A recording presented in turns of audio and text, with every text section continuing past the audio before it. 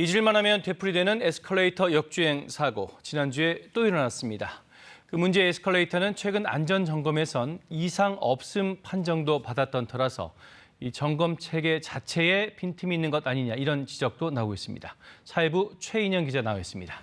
최 기자, 먼저 지난주 사고 먼저 좀 되짚어볼까요? 역주행한 건 잠깐이었던 것 같은데 부상자가 10명이 넘었어요. 네, 그렇습니다. 이 사고 발생 시간이 지난 8일 아침 8시 20분, 그러니까 한창 출근하는 시민들이 많은 시간에 벌어진 일이라 그랬습니다. 예. 순회역 2번 출구 상행선 에스컬레이터가 수초간 역주행하면서 당시 14명이 다쳤습니다. 이 사고 현장에 있었던 시민의 설명을 먼저 들어보시죠. 쾅 하는 소리랑 함께 에스컬레이터가 밑으로 확 추락하더라고요. 거의 1초에서 2초 안에 와르르 쏟아져 내렸어요. 이 영상을 보면 사람들이 말 그대로 쏟아지듯 내려오죠. 몇몇 시민들은 반대편 에스컬레이터로 몸을 날리기도 했는데 워낙 순식간에 벌어진 일이라 대부분의 시민들은 피할 겨를도 없이 부상을 입었습니다. 이 가운데 3명은 부상 정도가 심해서 병원으로 옮겨졌고요.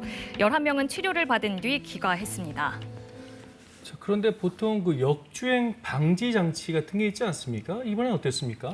네, 그런데 이 현장 상황을 보면 아시겠지만 당시 역주행 방지 장치가 제대로 작동하지 않았던 걸로 보입니다. 그러니까 있긴 있었는데 제대로 작동하지 않았다 그런 얘기인가요? 네, 있긴 있었는데 제대로 작동하지 않은 겁니다. 예. 역주행이 왜 시작됐는지도 향후 규명해야 할 부분인데요. 이 발판을 위로 끌어올리는 모터 체인이 끊어지면서 사고가 일어난 거 아니냐 이런 추측이 나오고 있습니다. 내일 순회역에서 철도사법경찰대와 국가수, 승강기 안전공단이 합동 감식을 진행할 예정인데 정확한 사고 원인은 이런 현장 감식과 감식 결과에 대한 분석이 진행된 뒤에 알 수 있습니다. 자, 사고 원인을 밝히는 것도 중요하겠지만 더 중요한 게 사고 예방 아니겠습니까? 그런데 지난달에는 안전 점검도 통과했다고요? 네, 이 안전 점검의 종류가 2가지입니다. 한 달에 한 번 지정된 보수업체에서 진행하는 월 점검과 또 1년에 한 번 승강기 안전공단에서 하는 연 점검입니다. 그리고 이 에스컬레이터에는 지난달 10일 월 점검이 진행이 됐는데 이상 없음 판정을 받았고요. 월 점검에서? 네, 월 점검에서 이상 없음이 받았고 또 지난해 9월 승강기 안전공단의 연 점검에서도 역시 합격 판정을 받았습니다. 예. 이 때문에 점검을 부실하게 한 거 아니냐 이런 지적도 나오고 있고 이 역시 수사 대상이 될 걸로 보입니다. 그런데 앞서도 말씀드렸지만 정말 잊을만 하면 이 사고가 터지는 것 같아요? 네, 그렇습니다. 가장 최근에 2019년 7월 2호선 서울대 입구역 상행 에스컬레이터가 역주행한 사고가 있었고요. 2019년 7월? 네, 그리고 2013년 7월 야탐역에서도 에스컬레이터가 역주행하면서 39명이 다쳤습니다. 예. 야탐역 사고 이후에 정부는 2014년부터 역주행 방지 장치를 의무적으로 달도록 조치했는데 문제는 그 이전에 설치된 에스컬레이터입니다. 우리나라에 설치돼 있는 에스컬레이터 3만 3천여 대 가운데 2014년 이전에 설치된 게 19,000여 대나 됩니다.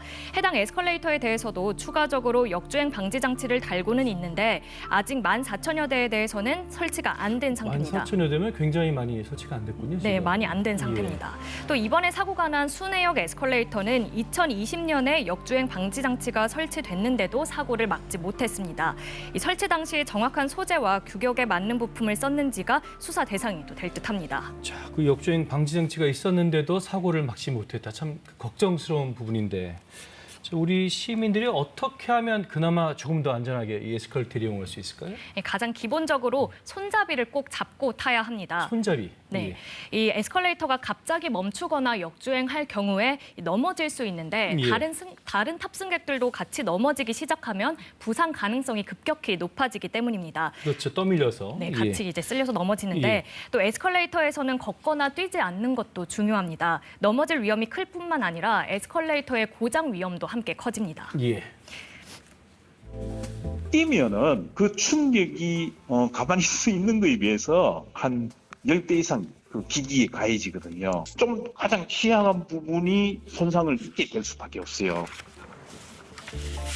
예, 비슷한 이유로 한 줄서기 문화도 개선해야 한다는 목소리도 나옵니다.